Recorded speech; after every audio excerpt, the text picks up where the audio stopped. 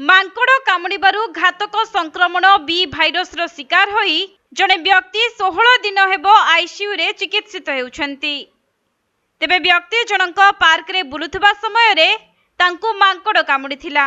ଏହାପରେ ବ୍ୟକ୍ତି ଜଣଙ୍କ ଘାତକ ସଂକ୍ରମଣର ଶିକାର ହୋଇଛନ୍ତି, ଯାହାକି ଗତ ମାର୍ଚ୍ଚ ମାସ 21 ତାରିଖରୁ ସେ ହସ୍ପିଟାଲର ଆଇସିୟୁରେ ଭର୍ତ୍ତି ହୋଇଥିବା ସୂଚନା ରହିଛି।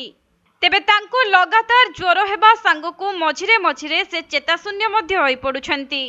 ମିଳିଥିବା ସୂଚନା ଅନୁଯାୟୀ ହଂକଂରେ କୌଣସି ମଣିଷକୁ ବି ଭାଇରସ ସଂକ୍ରମଣର ଏହା ପ୍ରଥମ ମାମଲା। ଏହି ବି ଭାଇରସ ମାଙ୍କଡ଼ଙ୍କ ଲାଳ, ମୂତ୍ର ଓ ମଳରେ ମିଳିଥାଏ। ତେବେ ଏହି ସଂକ୍ରମଣର ପ୍ରାରମ୍ଭିକ ଲକ୍ଷଣ ଫ୍ଲୁ ଭଳି, କିନ୍ତୁ ପରେ ଶ୍ୱାସକ୍ରିୟାରେ ସମସ୍ୟା, ବାନ୍ତି, ପେଟ ଯନ୍ତ୍ରଣା ଏବଂ ହିକା ଆଦି ହୋଇପାରେ। ଏହି ଭାଇରସ ମସ୍ତିଷ୍କରେ ପ୍ରବେଶ କରିବା ଦ୍ୱାରା ମଣିଷଙ୍କୁ ହିକା ହୋଇଥାଏ। ଏଥିସହିତ ମାଙ୍କଡ଼ କାମୁଡ଼ିଥିବା ସ୍ଥାନରେ ଦାଗ ପଡ଼ିବା ସାଙ୍ଗକୁ ସେହି ସ୍ଥାନରେ କୁଣ୍ଡାଇ ହୁଏ। ପରବର୍ତ୍ତୀ ପର୍ଯ୍ୟାୟରେ ସଂକ୍ରମଣ ଯୋଗୁଁ ମସ୍ତିଷ୍କ ଓ ମେରୁଦଣ୍ଡ ହାଡ଼ ମଧ୍ୟ ଫୁଲିଯାଏ। ଏହାଦ୍ୱାରା ଭୀଷଣ ଯନ୍ତ୍ରଣା ହୋଇଥାଏ। ପରେ ମସ୍ତିଷ୍କ ସହ ମାଂସପେଶୀଗୁଡ଼ିକର ସାମଞ୍ଜସ୍ୟ ମଧ୍ୟ ନଷ୍ଟ ହୋଇଯାଏ। ତେବେ ବି ଭାଇରସକୁ ମଙ୍କି ବି ଭାଇରସ ମଧ୍ୟ କୁହାଯାଏ। ଆଉ ମଣିଷ ଏହି ସଂକ୍ରମଣର ଶିକାର ହେବା ଖୁବ୍ କମ୍ ଦେଖିବାକୁ ମିଳେ।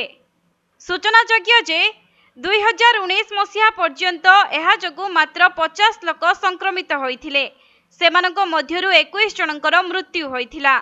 ତେବେ ମାଙ୍କଡ଼ କାମୁଡ଼ିବା କିମ୍ବା ରାମ୍ପୁଡ଼ିବା ଦ୍ୱାରା ଏହି ଭାଇରସ ସଂକ୍ରମିତ ହୋଇଥାଏ।